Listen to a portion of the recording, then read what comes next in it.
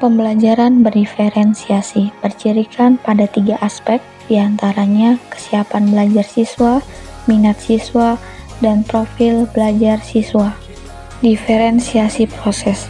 Diferensiasi pada proses, peserta didik akan mendapatkan informasi tentang pembelajaran yang baru dan mendapatkan cara belajar sesuai dengan kemampuan peserta didik.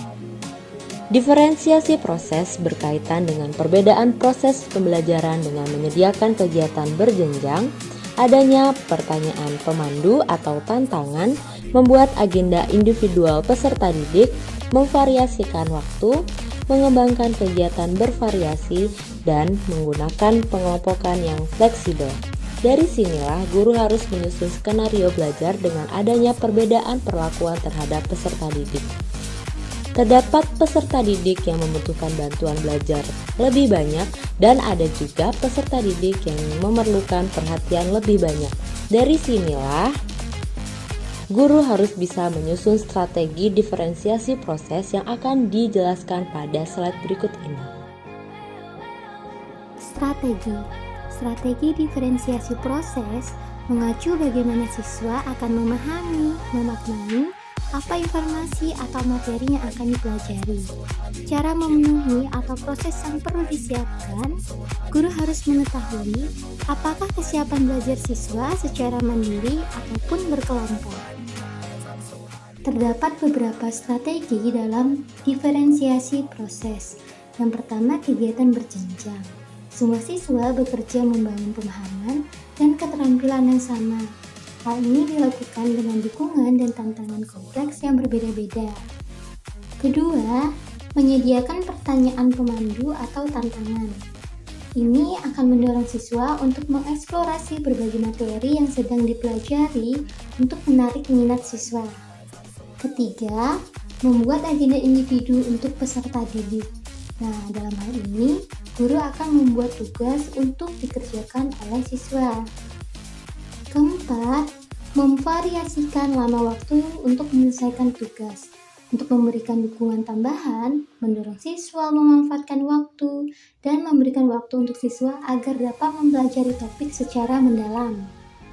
Kelima, mengembangkan kegiatan bervariasi sebagai usaha mengakomodasi gaya belajar, yaitu secara visual, auditori, atau kinestetik. Dan yang terakhir, menggunakan pengelompokan yang fleksibel sesuai dengan kesiapan, kemampuan, dan minat siswa. Implementasi diferensiasi proses pada pembelajaran bahasa Indonesia.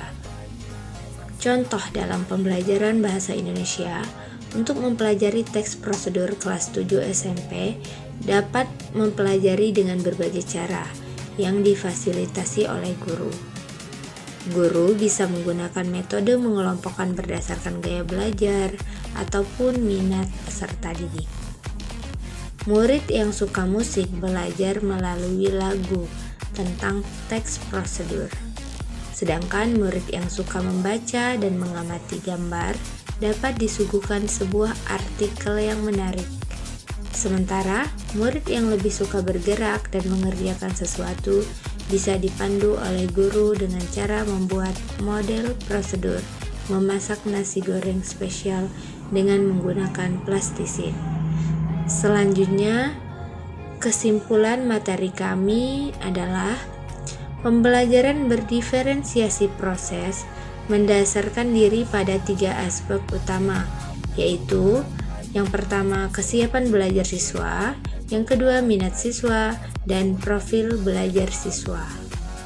Dalam pendekatan ini, guru menciptakan strategi yang mengakomodasi perbedaan dengan memberikan kegiatan berjenjang, pertanyaan pemandu yang sesuai dengan tingkat kemampuan siswa, agenda individu untuk tugas, variasi waktu belajar, beragam kegiatan yang mencakup gaya belajar yang berbeda, serta pengelompokan yang fleksibel sesuai dengan kesiapan, kemampuan, dan minat siswa.